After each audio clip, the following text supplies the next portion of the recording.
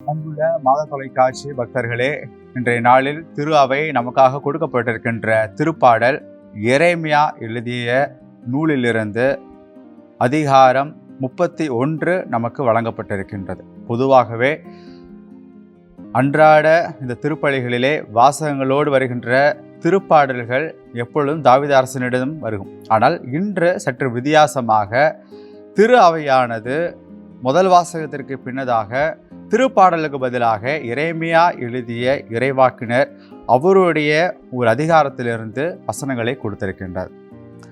இது திரு அவை மிக அழகாக நம்முடைய திருவழிபாட்டோடு இணைத்திருக்கின்ற ஒரு இணைப்பாக இதை பார்க்க முடியும்.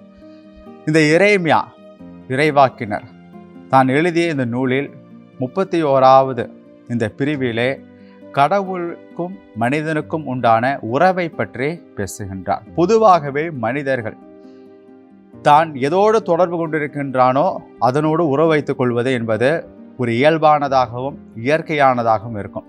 அதற்கு பல படிநிலைகளை அவன் வைத்திருக்கின்றான். அதில் முதல் படிநிலையாக தான் பயன்படுத்துகின்ற பொருட்கள், தான் பயன்படுத்துகின்ற ஒரு பேனாவாக இருக்கலாம், காலணியாக இருக்கலாம், சட்டையாக இருக்கலாம், கை கடிகாரமாக இருக்கலாம். தனக்கு பிடித்த ஒரு பொருளை மீண்டும் மீண்டும் பயன்படுத்துவது, பல நாட்கள் ஏன் வருடங்கள் கூட பயன்படுத்துவது, தன்னோடு அதிகமான தொடர்பில் அந்த பொருட்களை வைத்திருப்பது. இரண்டாவது நிலை, தான் வளர்க்கின்ற செல்ல பிராணிகள், ஒருவேளை பூனைக்குட்டியாக இருக்கலாம், நாய்க்குட்டியாக இருக்கலாம், அல்லது வேறொரு செல்ல பிராணியாக இருக்கலாம். அதனோடு மனிதன் உறவு வைத்து கொள்வான்.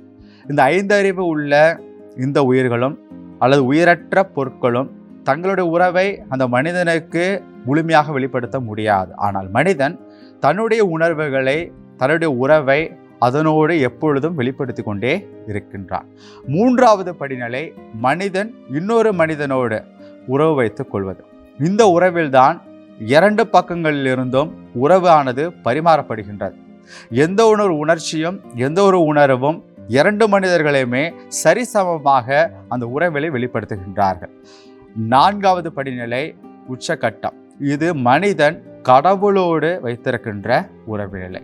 இந்த உறவு நிலையில் மனிதன் கடவுள் பேசவில்லை என்றாலும் கடவுளுடைய இருத்தலையும் கடவுளுடைய உதவியையும் கடவுளுடைய துணையையும் எப்பொழுதும் அவன் உணர்ந்து கொண்டே இருக்கின்றான். இந்த உறவானது எப்பொழுது உணரப்படும் என்று சொன்னால், மனிதன் தான் முழுவதும் கடவுளுக்கு உரியவன் என்கின்ற அந்த நிலை வருகின்ற பொழுது, அந்த பக்குவம் அந்த உறவில் வருகின்ற பொழுது கடவுளுக்கும் மனிதனுக்கும் உண்டான உறவு இன்னும் சிறப்பாக அடைகின்றது. அப்படிப்பட்ட ஒரு உறவை தான் எரேமியா இறைவாக்கினர் இன்றைய வருகின்ற தன்னுடைய வசனங்கள் வழியாக வெளிப்படுத்துகின்றார். இஸ்ராயேல் மக்கள் அடிமைத்தலையிலிருந்து மீண்டு வெளியேறினார்கள். வெளியேறிய பிறகும் கூட கடவுளோடு உறவு வைத்திருந்தார்கள், கடவுளோடு இணைந்திருந்தார்கள். இருந்தாலும் கூட அந்த நிலையானது முழுமையாக பெற கிடையாது, ஒரு முழுமையான பக்குவமான நிலையே அடைய கிடையாது. அதனால தான் இங்கே மீண்டும் இறைவாக்கினர் எரேமியா ஆண்டவர் கூறுகின்றார் என சொல்லி ஆண்டவருடைய ஒரு வாயாக இருந்து, ஆண்டவருடைய வாக்காக இருந்து மக்களுக்கு மீண்டும் நினைவூட்டுகின்றார். நீங்கள் என்னுடைய மக்களாக இருக்கிறீர்கள், வாழ்கின்றீர்கள், உறவு வளர்க்கின்றீர்கள், தொடர்பில் இருக்கின்றீர்கள். ஆனால் இது முழுமையாக அடைவது கிடையாது. அங்கே மீண்டும் ஏதோ ஒரு இடத்திலே சில இடைவெளிகள் உண்டு என நினைவூட்டுகின்றார். இது நம்முடைய வாழ்விலும் கூட சில சமயங்கள் பொருந்தலாம்.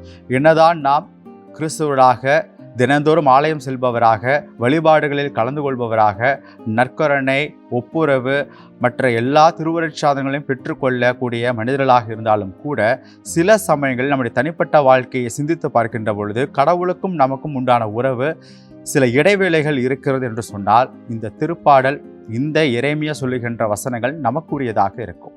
அந்த இடைவெளிகளை குறைத்து மீண்டும் கடவுளோடு இணைய வேண்டும். முழுமையான அர்ப்பணிப்பு, முழுமையான கையளிப்பு, முழுமையாக கடவுளோடு உறவு கொள்வது.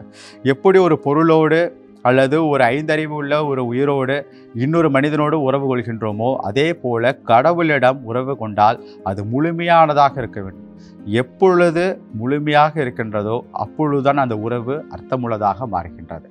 அழகான இந்த வசனங்களை கொடுக்கின்ற இறைமையா இறைவாக்கினரை போல நாமும் நம்முடைய வாழ்விலே நம்முடைய உறவை கடவுளோடும் இணைத்து கொள்வோம், எப்பொழுதும் தொடர்பில் இருப்போம். இந்த சிந்தனையோடு இறைவனிடம் நாம் ஒரு ஜெபத்தை எழுப்புவோம். கண்களை நாம் மூடிக்கொள்வோம்.